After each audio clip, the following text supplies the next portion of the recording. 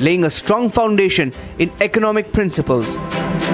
She further pursued her passion for economics by enrolling in Jawaharlal Nehru University, or JNU, in New Delhi, where she earned her Master of Arts degree in economics in 1984. During her JNU days, Ms. Sitharaman was actively involved in student politics and community work through the Free Thinkers group. This early involvement laid the groundwork for her future role on the political center stage. In her early career, Nirmala Sitharaman has served as a senior manager in research and development for PricewaterhouseCoopers and briefly with the BBC World Service in London. In the 1990s, Nirmala Sitharaman's return to India marked a profound new chapter in her life. In Hyderabad, she turned to education, a field she valued immensely, and founded the Pranava School. Her foray into public life began in 2003 when she was appointed a member of the National Commission for Women. By 2008, Ms. Sitharaman formally entered politics, joining the Bharatiya Janata Party, where she took on the role of national spokesperson in 2010. Her logical reasoning skills and the ability to put up an intellectual argument quickly earned her respect within the party and admiration from the media. In 2014, as a new era dawned in India with the victory of Prime Minister Narendra Modi, Ms. Sitharaman was appointed as the Minister of State for Commerce and Industry with independent charge. Her role during this period was pivotal as she worked tirelessly to reshape India's trade and industry policies, making India a more attractive destination for global investments.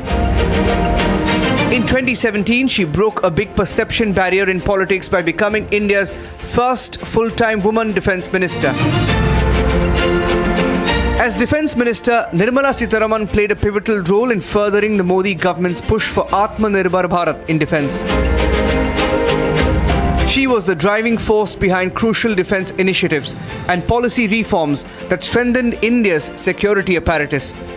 She stood firmly behind India's armed forces as the front-running lieutenant of Prime Minister Narendra Modi during the Balakot airstrikes. In 2019, Nirmala Sitharaman shattered yet another glass ceiling by being appointed as India's first full-time woman finance minister. Under her leadership, the Ministry of Finance has implemented a series of economic measures aimed at fostering growth, attracting investment, and simplifying tax structure. Most notable among these has been stabilizing of the goods and services tax regime, Modi government's showcase tax reform of the indirect taxes in India. Srimati Nirmala Sitharaman has navigated the country through the economic turbulences such as the COVID-19 pandemic with the dexterity of a seasoned captain. Her work on the Modi government's flagship initiatives such as the Pradhan Mantri Jan Dhan Yojana and the UPI has transformed India's financial landscape, bringing banking facilities at the doorstep of every citizen. This year, she became India's first finance minister to have presented 7 consecutive union budget speeches. Srimati Nirmala Sitharaman's story serves as an inspiration for countless young men and women in India and around the world, proving that with determination, integrity, and perseverance, one can rise to the highest echelons of leadership and make a lasting impact on society.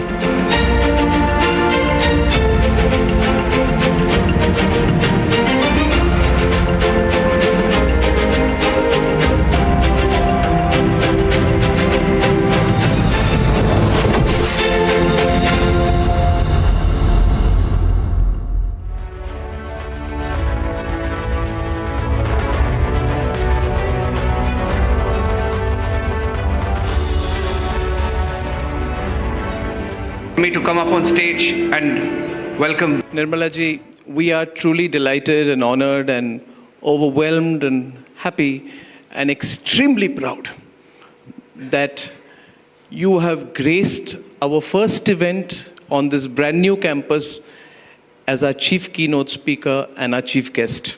So this means a lot to me personally. Thank you. And you have always been very kind, but today you've taken out time on a weekday to come here. We are so happy. We are so proud. We cannot express it in words. I'm sure that when you took that little walk with us, the sentiment carried through, ma'am. I'm sure, yes. Thank you.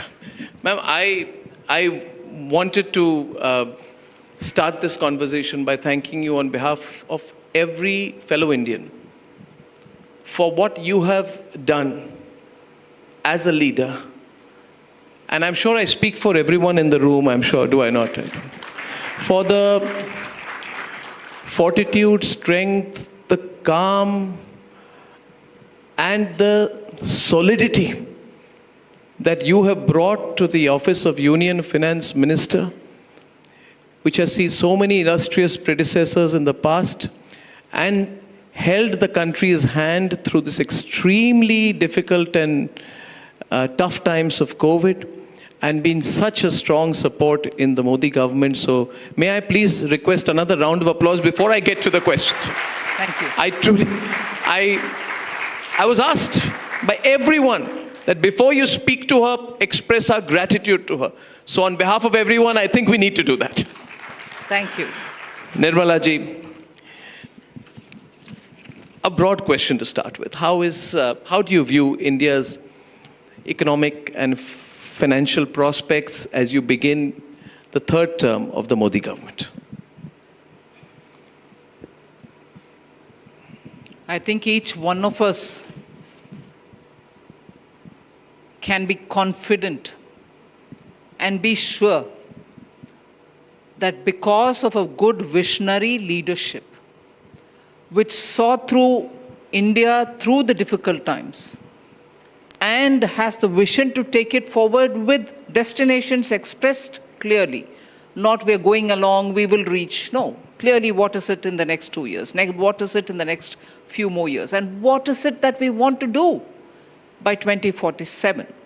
With that kind of a visionary leadership, which is strong in a sense, inside the person, the strength of bearing with the challenges and also the kind of demands that come off, that is the strength I'm talking about of a leadership. And you find that in Prime Minister Modi, and I will say this up front before I even open up this conversation with Arnab. A leader of that nature, keeping a team of people working with him, gives the confidence to the ordinary citizen that you are in safe hands, we will work hard, there shall not be any corruption, we are clear where we want to go along with you. It's not a dream of the leader alone.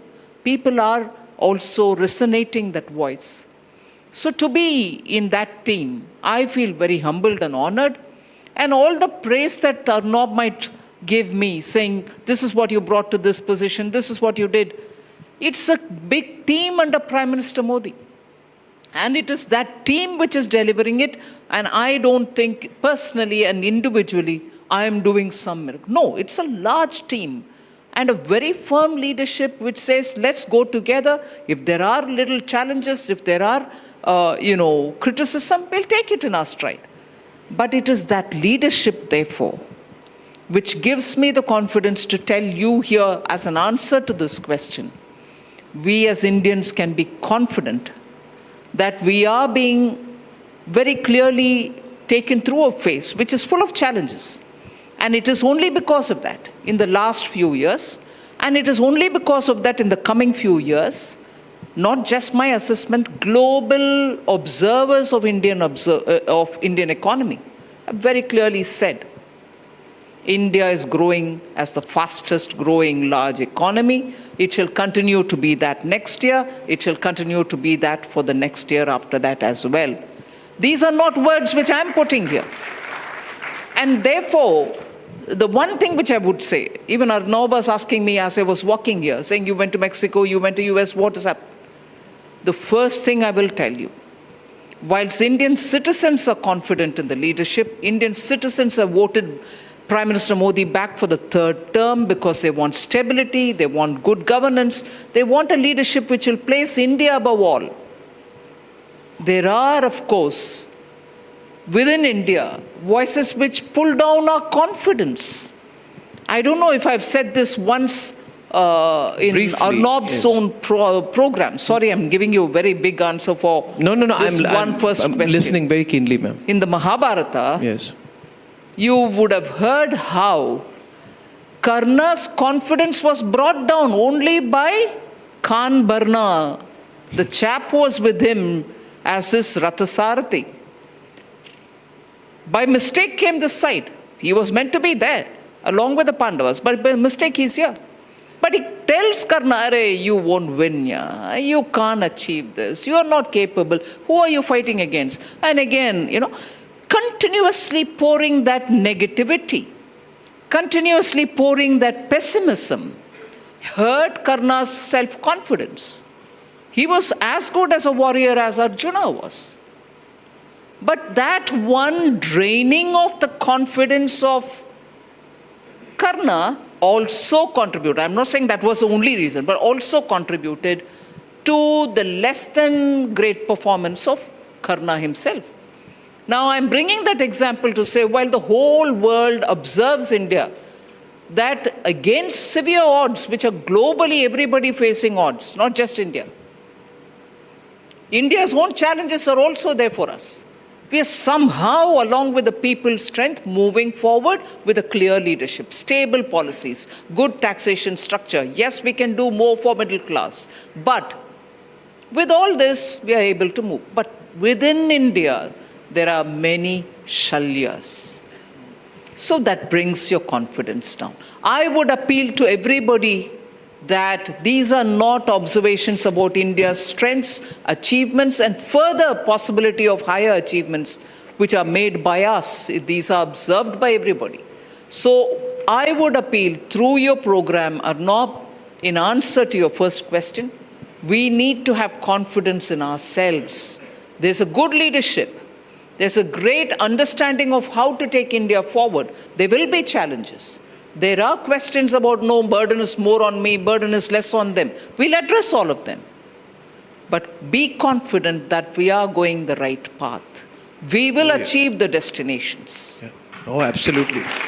I'm so well started by you. And in fact, I do think that as we go from 3.7, 3.8, 5 trillion, 10 trillion, I always say this, and whenever I get a chance to the younger generation, they never take your growth for granted. Yes. And you told me this once when we met last time in the finance ministry, and you said that everything, Arnab, is well thought out. Do not assume that our policy post-Ukraine, I can share this with your permission. I was having a little informal conversation with the finance minister, and she told me that everything of our country's position on economic issues during and after the start of the Ukraine crisis was very, very well thought out. And the only thing that mattered for the Prime Minister was national interest, and national interest alone. Madam Finance Minister, now we are in a slightly different situation, and we have to, I believe, prepare for a post-Ukraine situation as well. We have a new president in the US, president-elect, who has committed to ending the war within 24 hours. Even if it doesn't, it's almost seen as a certainty that it will end. My question to you is, what will the post-Ukraine economy look like? We have done very well in this period during the trajectory of the war. Should the trajectory of the war change? And because we took certain decisions, like we became the second largest buyer of Russian crude oil, our refined oil exports went up massively to Europe. Our exports of fuels like diesel to the EU surged by 50-60%. We benefited from that. A follow-up question is, and what every observer will want to know, Madam Finance Minister, is, should the war end? Should the trajectory of the war in Ukraine end? How does our economic policies, how do our fiscal policies, and how does our approach to the world change after that? Will we have to do some resetting? See, I think it is not just the Ukraine war, even very many other developments which happen and which keep happening make us continuously be dynamic in our decision making and keep resetting. Yes. So it's not as if we are waiting for that one day when peace is going to come on Ukraine, and therefore we are going to change and reset ourselves. Reset happens like in many small steps continuously, and it's an ongoing thing. But the first thing first, Ukraine war is something which PM has also said. We want peace, we want talks, we want, normalcy restored and Absolutely. so on. We are always in favor of peace and diplomatic solutions to problems. We've never promoted aggression. We've never promoted unilaterally aggression. And therefore, on that ground, there is no change. We continue to keep that. But post the war, or post any other situation, post the US elections, Yes. and the kind of results which have come, as always, you asked me about reset. I'm using Yes. the word consciously. As always, Yes. we'll keep India's interest on the top. So Wonderful. that's the reset. And that is the reset each time on doing things, but each time we keep India on the top, India's interest on the top. Yes. Ma'am, in that follow-up to that question, you recently came back from Mexico and then you had meetings in Washington, very, very recently. One particular comment of yours I found very interesting, and it's in the context of putting national interest first. If I may quote, you said that while we welcome business and investment in India, I think you said this in Washington, there must be safeguards in place given India's sensitive neighborhood.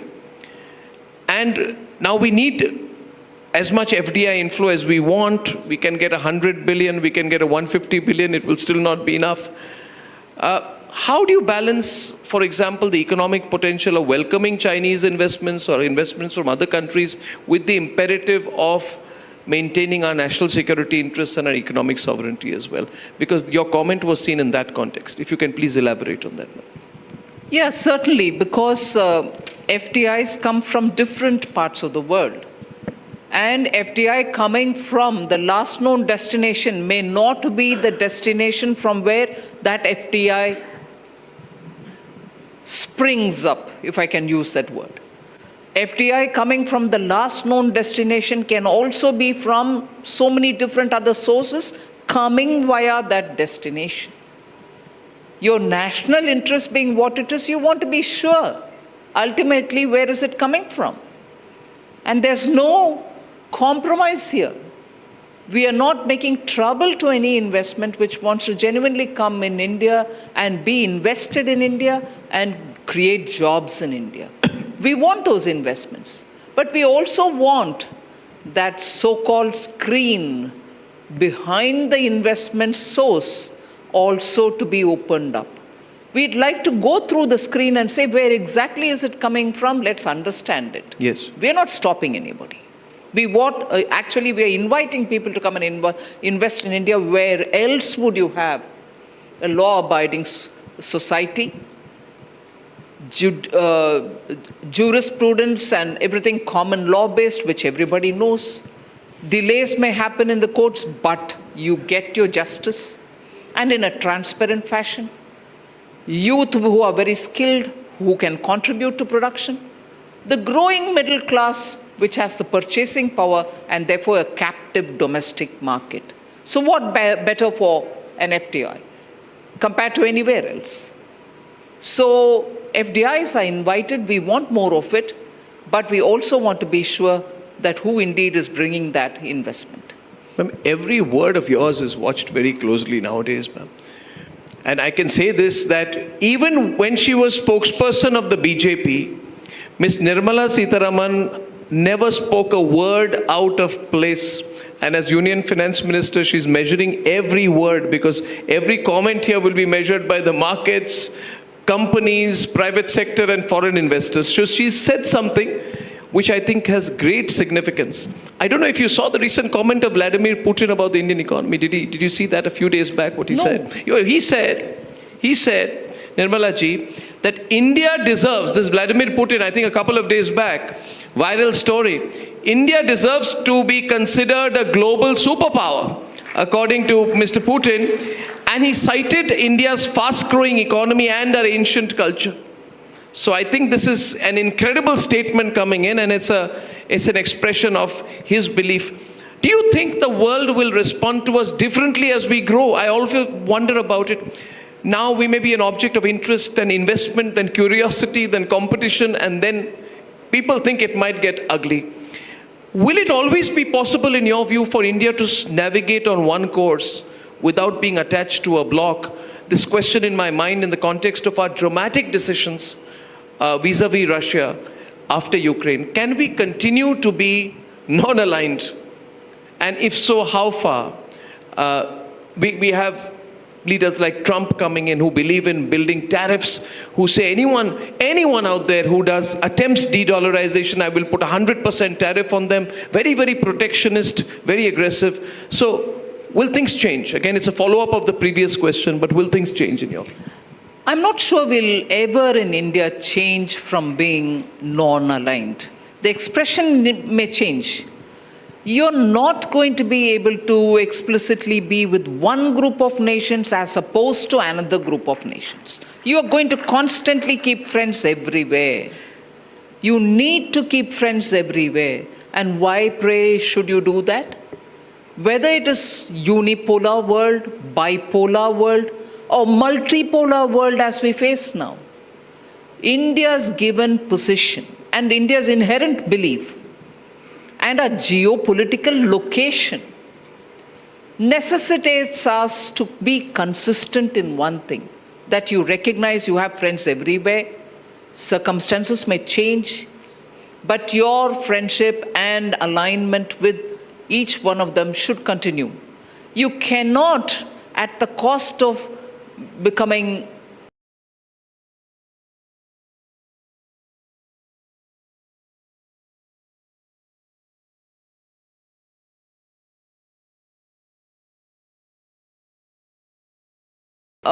indifferent or even alienating some group. That position, I think, has served us well and it will continue to serve. May I follow up? In Washington, during that panel discussion recently on the Bretton Woods institutions' priorities in the next decade, I think that was the subject of your panel discussion. One comment of India's finance minister got quoted a lot, where you said, and I quote, that no country, and we feel proud when we hear you talk like this, where Ms. Sitharaman, you said in Washington that no country, whether the US or China, can ignore India's growing influence.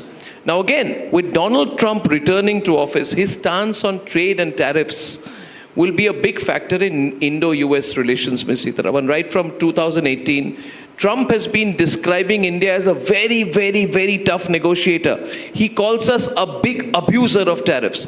He has tremendous praise for the Prime Minister. He speaks so warmly of him, but at the same time, in the next sentence, he says India is a big abuser on tariffs. Now, in September 2024, he reiterated that India imposes heavy tariffs. Given these statements, how do you see our country navigating potential challenges on Trump's tariff policies? Will we climb down? Or can we hold our own?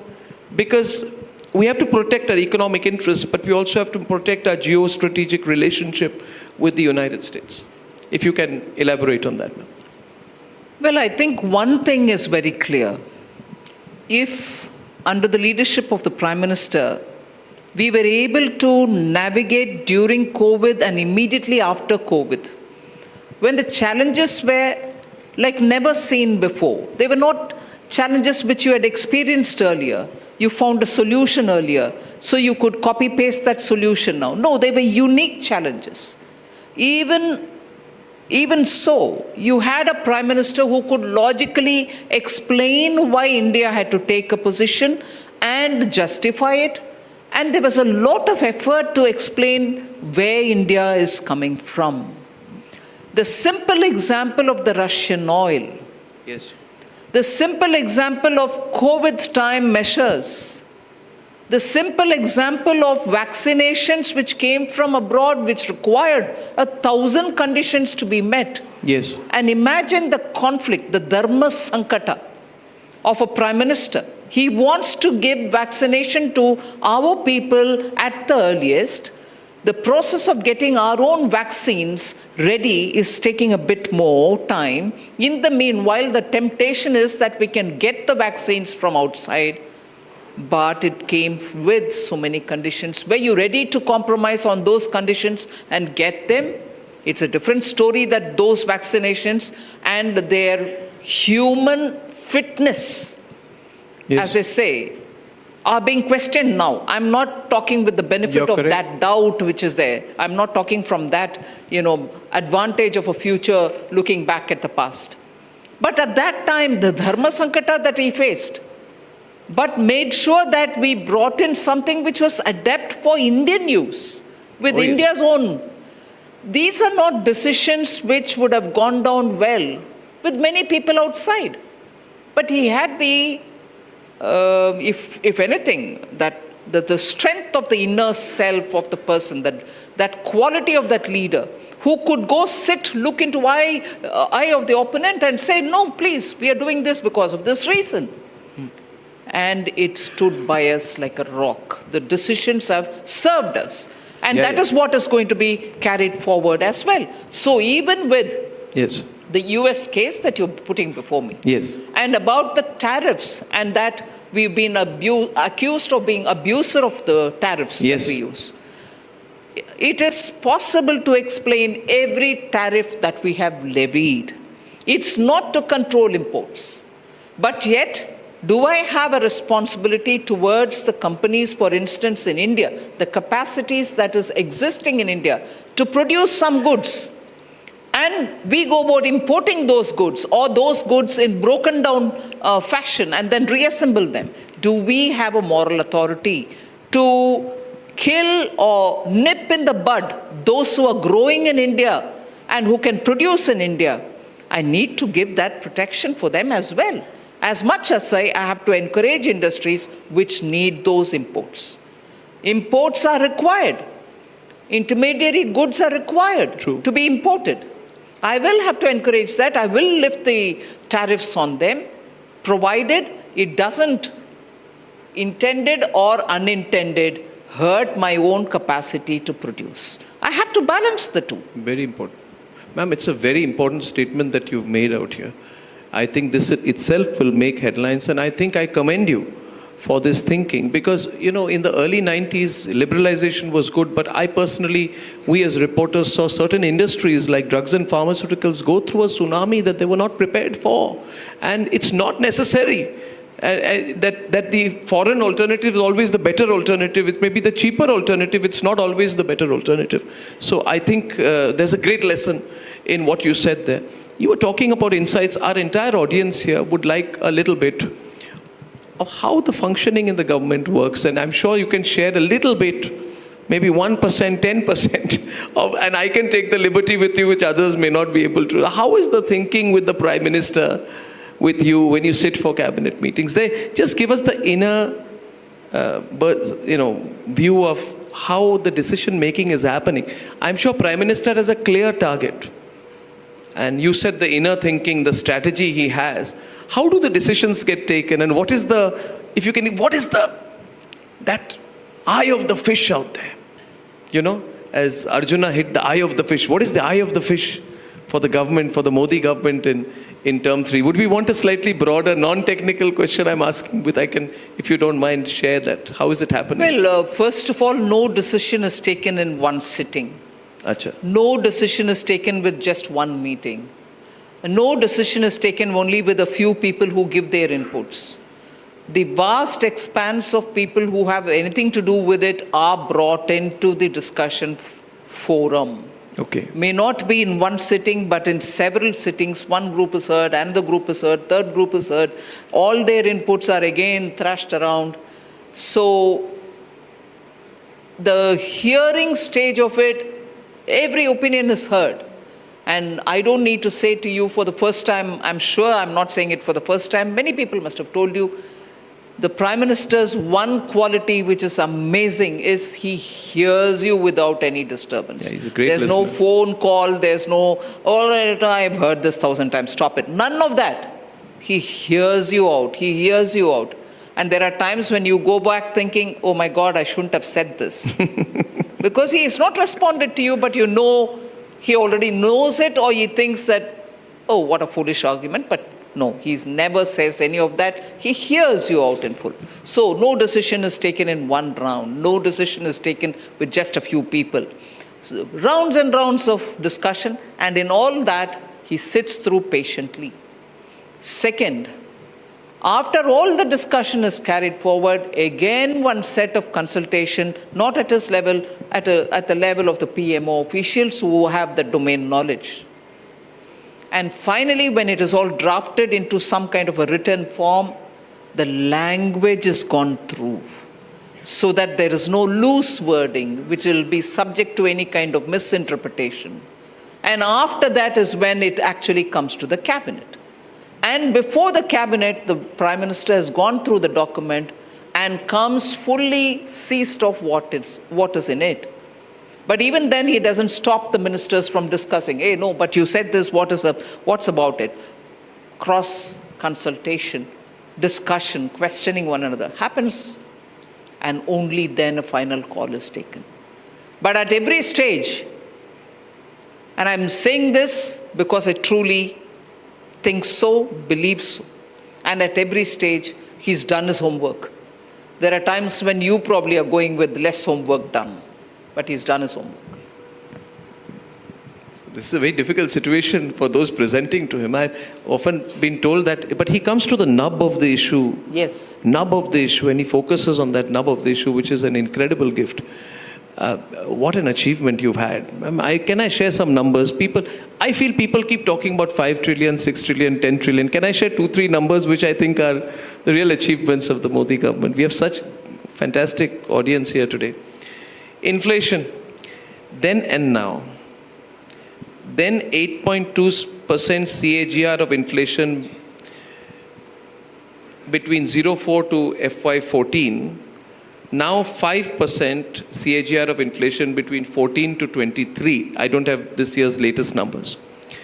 FDI, then 305 billion. Now I think it is almost 600 billion were the last. But I think the incredible thing, Aman, for startups, 350 as of 2014 and 1,40,803 now. This is, just open it up. And I feel if there was a theme, it would be just unleash. I think all we have to do in this country, Nirmala ji, is unleash. Don't you see that? That's right. Haven't you seen a change in the recent times as well? You know, then there were 5 cities with metro rail. Today we have 24 cities with metro rail. I'm told they're going to go over 50 soon. 70 airports, 140 airports, 200 in the future. So we are headed towards explosive growth. What will we have to change in our government systems to adjust to that change of growth? The question is, the country will go from 3 to 4 to 30 faster than we expect. We'll be more urbanized. I heard today 50% urbanization. Transport systems will change. Aspirations will change.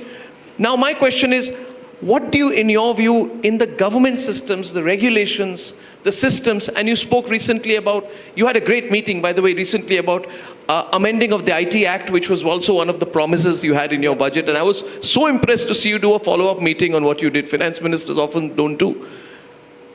Ms. Sitharaman, broad question, and every audience member wants to know. We will grow.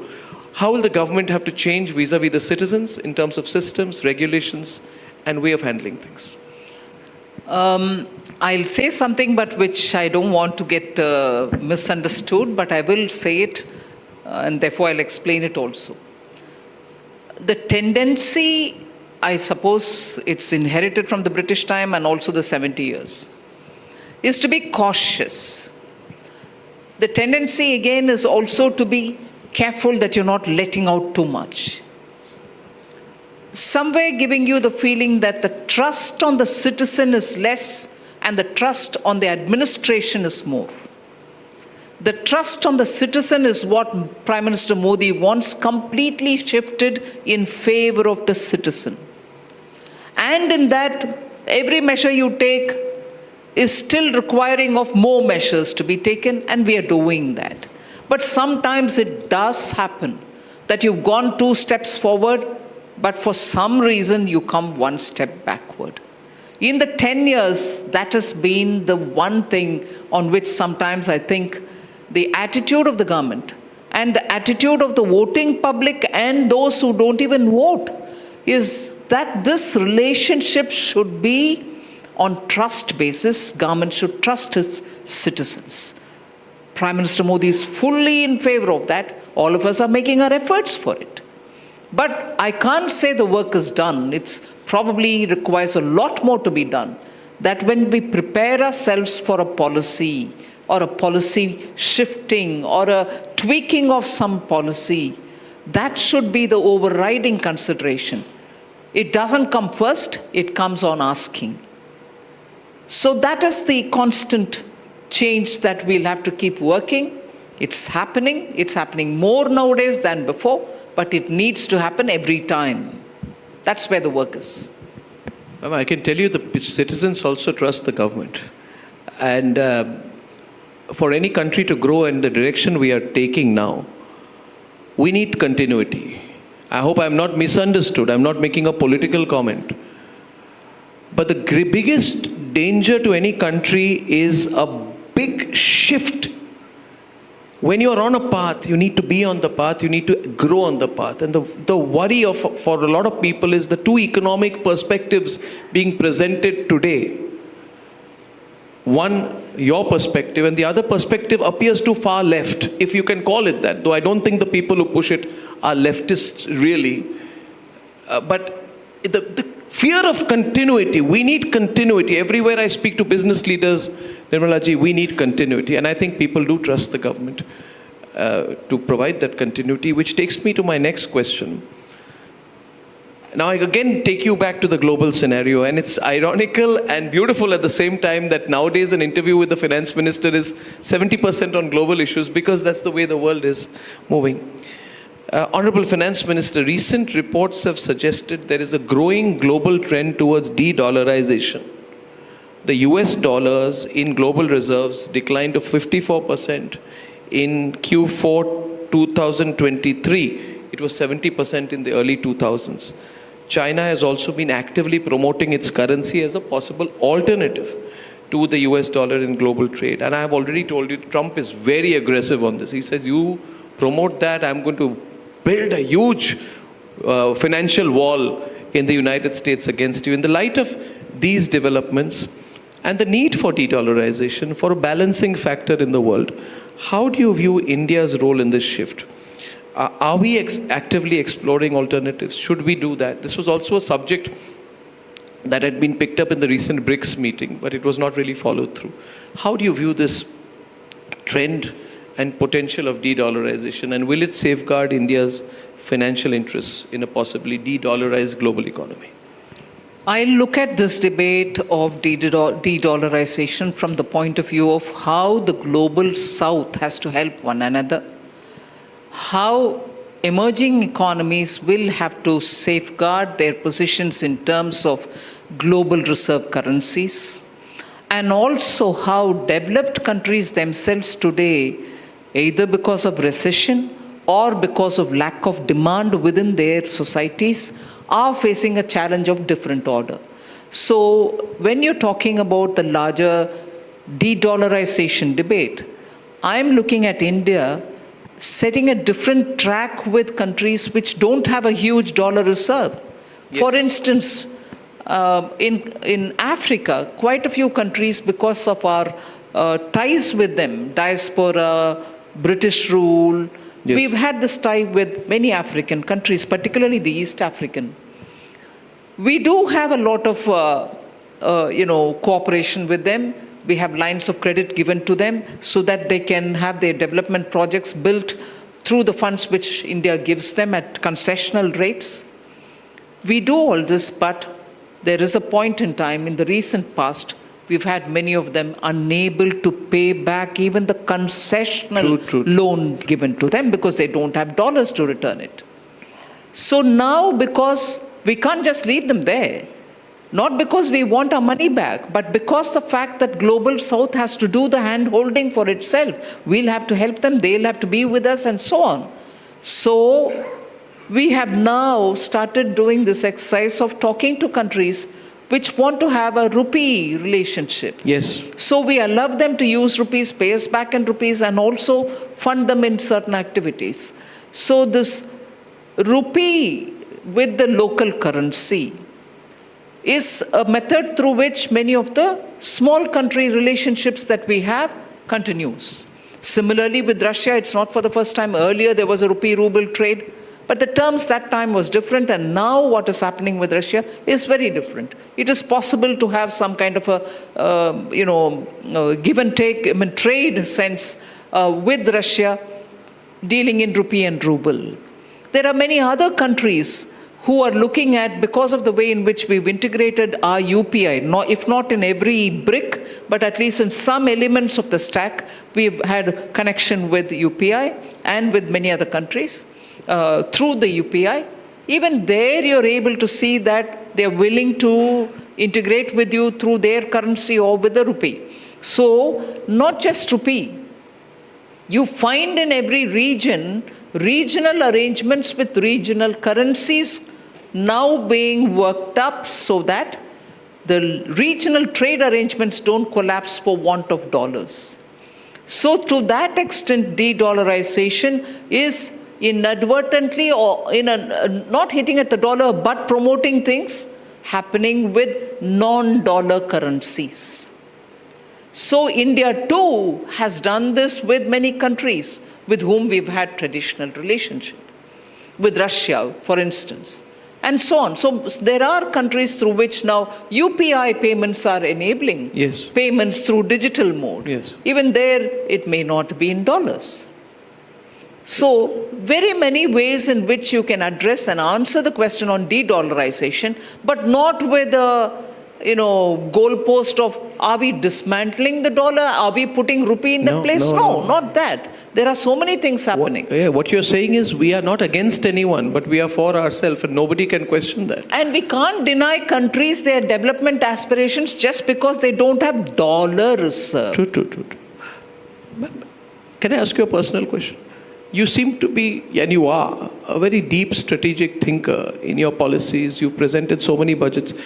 When there is a shallow political argument against you, like when Rahul Gandhi said that how many people from which caste are in the halwa ceremony, a lot of the people in the audience, they were not amused, they were baffled at the nature of the question that was put to you, because you're a serious person, and running a finance ministry, being finance minister of India is serious business. You don't wake up and think about political issues all the time. How do you respond to it? You've been through personal attacks, people have underestimated your ability, you've every time come out strong. But when, after all these years, that kind of an argument was put, when that attempt was made to pull you into what I call caste card politics, what goes on in your mind? Because there's a politician also somewhere. So, but I also think, other than attempting to pull me down, he's doing a disservice for the cause that he pretends to take up. Why so? In this case, for instance, talking about halwa, talking about how many scheduled castes are there, how many OBCs are there. If you're really intending to serve the cause of scheduled castes, it's not a halwa ceremony on which you'll question that. That's true. You'll do so much more to help the cause of really scheduled castes and OBCs, rather than say, during the halwa, if you had 5 fellows belonging to OBCs or SCs or STs, you've served the cause. Somewhere, I feel the people who are around him, helping him, are not putting the gravity of issues. True. And the challenge? Before he takes it up. One, it doesn't matter to me whether he wants to undermine me or pull me down. I'll stand up with my defense. But the cause that for which you're pretending to take up, I remember that Batta Parsol sometime in 2011-12. Yep. You went in favor of the farmers. Tell me, what are you doing for farmers?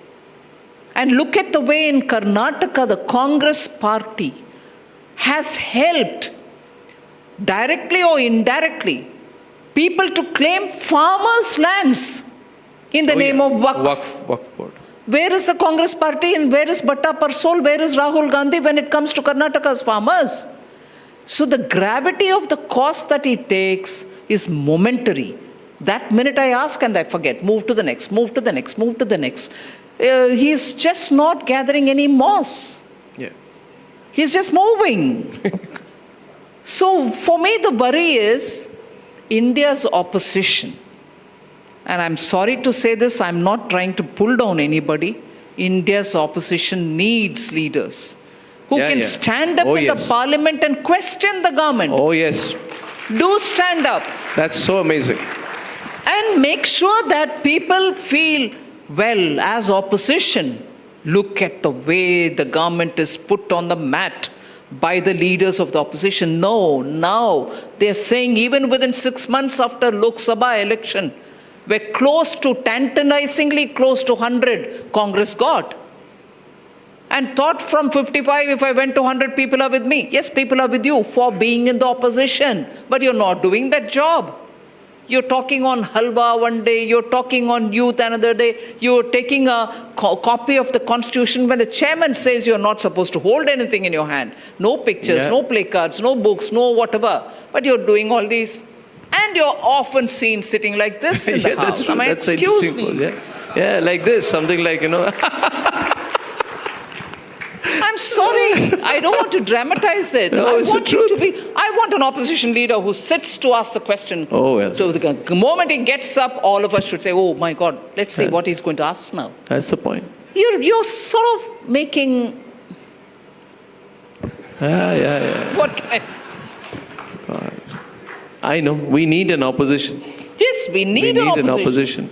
Who can speak for those who want to question the government. Yeah. They say there's a quote, a rolling stone gathers no moss.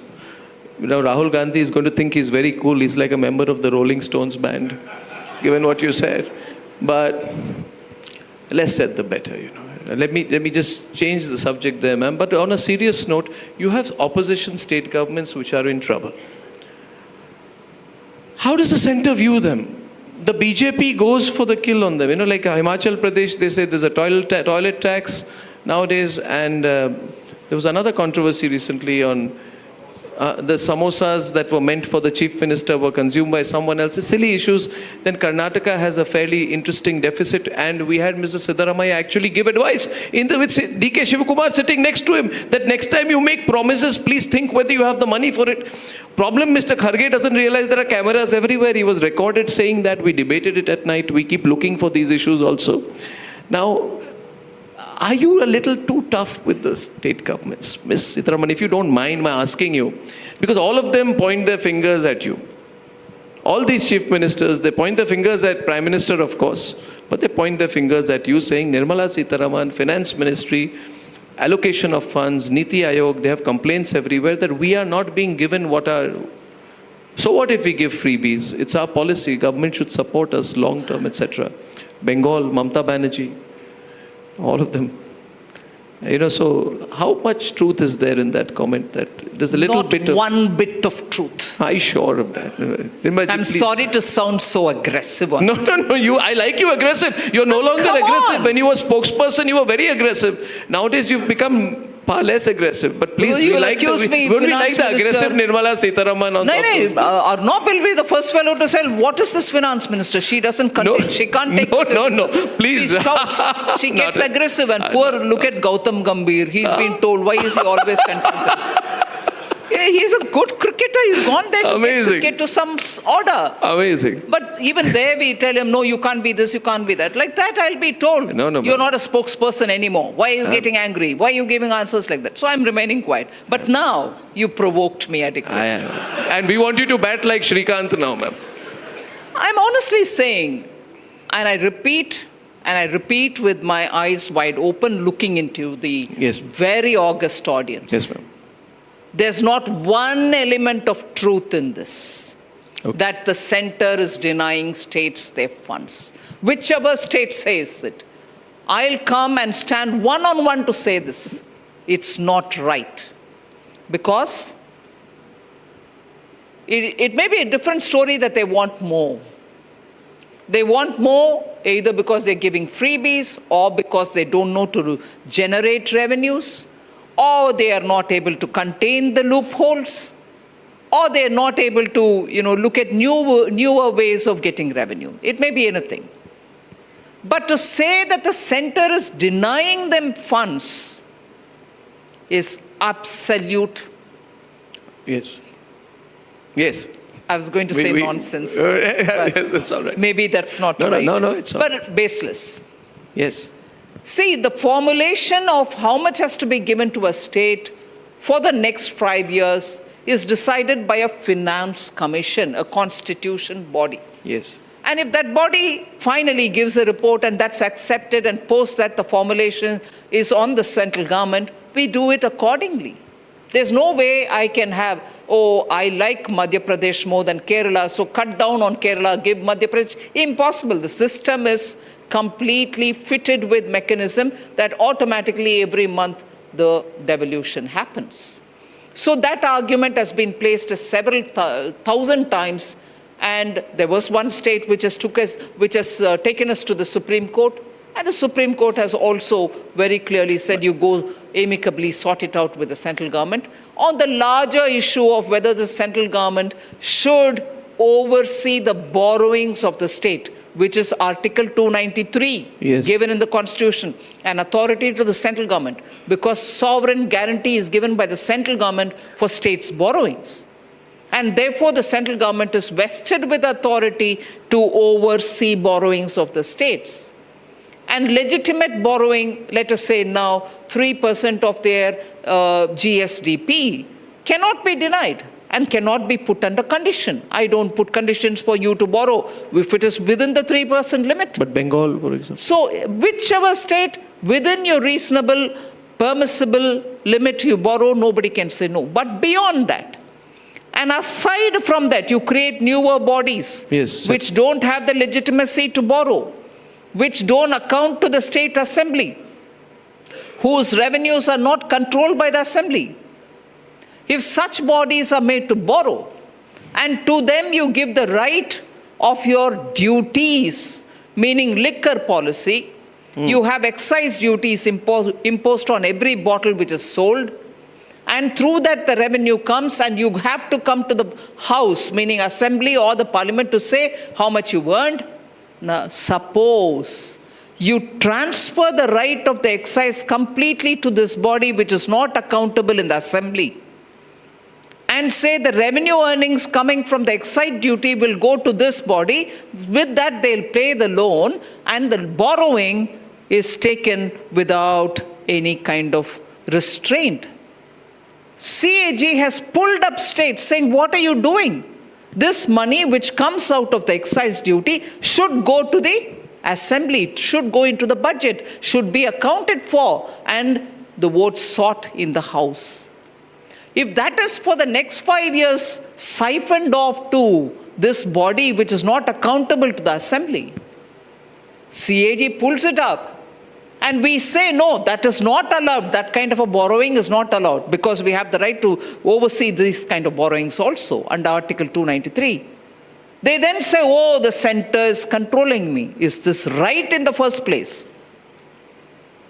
These kind of anomalies happened, highlighted by the CAG, questioned by the center, and then they make such noise to cover up these kind of wrongdoings. What is due to states, to any state, to every state, goes and goes in time. I will challenge in the 5 years that have been here, and so with Arun Jaitley's time. I will challenge if money has been delayed to any state. If you don't submit your certificate of utilization and then expect me to nevertheless give the money, obviously it won't happen. Submit your utilization in time, get your money in time. So there are so many. So in Bengal, this utilization issue became a big issue in Bengal. Yes. Bengal has not given you utilization certificates. That is the Manrega funds not going there. But why should the people of Bengal suffer? Why should the people of Bengal suffer? Recently, Prime Minister got emotional in a scheme when he was announcing medical facility. And he said that I forgive the people of Bengal should forgive me because I am not able to serve them, because my schemes are not being allowed by Mamata Banerjee, and the Bengal government says, we don't need your scheme. That's right. Our scheme on health insurance is better than yours. So is doesn't Tamil Nadu. doesn't the person in Bengal just end up suffering because of it? Absolutely. What is the person's recourse then? The citizen, whether in Bengal or in Tamil Nadu, have no fault of theirs. Yes. They are not at fault. But when state governments politicize such things, Yes. and they don't allow schemes of the central government to reach the state citizens, It's unfortunate that the citizens don't benefit. Tamil Nadu, I'm purposely bringing that on board, PM Vishwakarma Yojana. To benefit 18 such people, barbers, boat makers, fish net makers, masons. What is their caste? Who asked their caste? Absolutely. Whereas in Tamil Nadu, the politicians there, the government there, distorts it by saying Vishwakarma is a jati. You are giving it to the jati. What understanding of jati is this? And what understanding of the Vishwakarma scheme is this? When we have named 18 different activities, even if you look at the jati, are all these 18 in one jati? First of all, jati, the varnan itself is wrong. And there they've denied by giving a false argument saying PM Vishwakarma is a jati-based scheme. It's not. 18 different types of skills with which ordinary people are working. We are trying to give them skills. We are trying to give them kits. We are trying to give them some payments. And we are also extending subsidized loans so that they can build their occupation better. Tamil Nadu denies.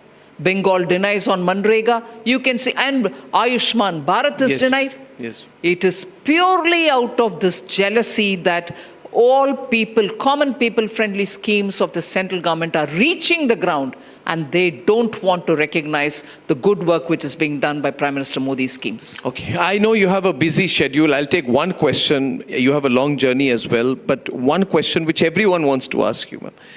You are making changes to the IT Act. On the tax issue, what can people expect broadly? I'm sure this question on tax is on everyone's mind.